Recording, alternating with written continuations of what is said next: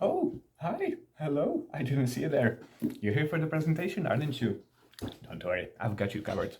Right, so my presentation is about a video game that is dear and near to my heart, Counter-Strike.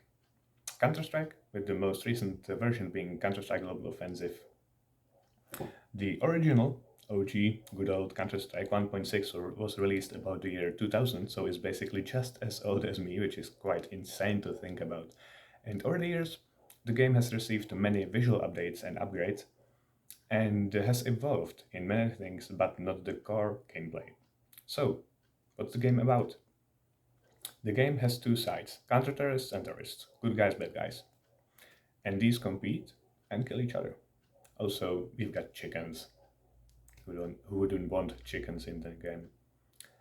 So over the years, Counter-Strike has built a huge fan base all around the world, with the all-time peak being around 1.3 million people online at the same time, right?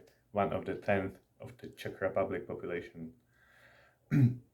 The basic goal for those two teams is either kill the enemy team, or for the terrorist side, plant and let explode the bomb on one of two sites available on each map. For counter-terrorists, either deny terrorists planting the bomb, or the other option is to defuse the bomb after it is planted.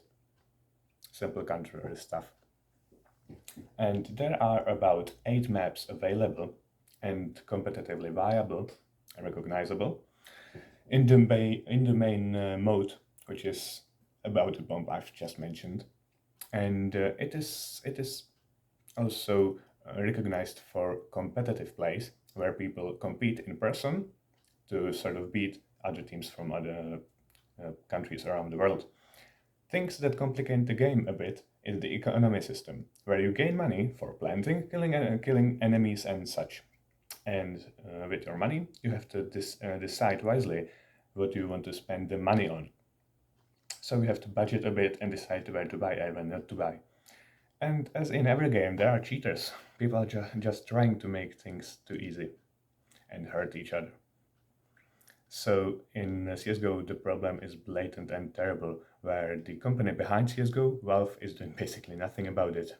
Unfortunate, what can we do? Now, that's the thing that complicates the game even more, and probably is behind a lot of the popularity of CSGO, that is skins. For each gun available in CSGO, there is a skin, virtual pixels, just making the thing more colorful, if you wish. And the problem is, money is involved, real money. You get those skins from cases, such as in the picture. Each case costs about €3, give or take, to open, and basically it's gambling.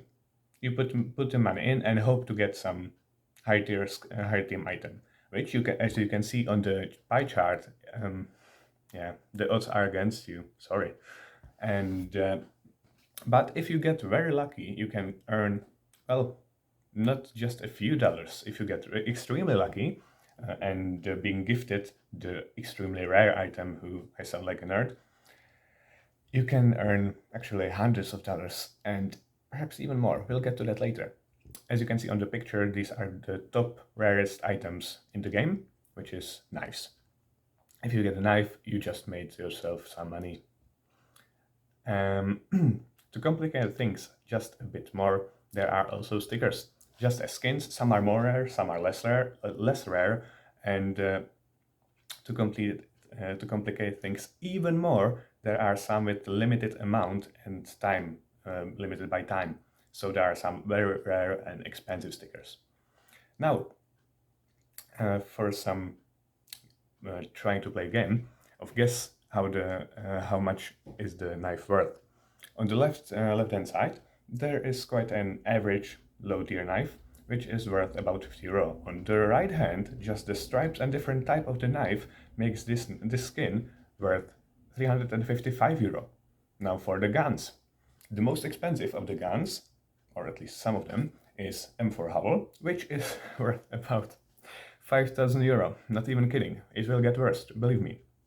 On the right hand, because there are some very rare and extraordinary historically stickers, the skin is worth about $100,000, not even making these things up. And some people were willing to pay for those two skins $300,000 just because a signature sticker of a famous player, and for the knife, blue knife, because it's rare, $750,000.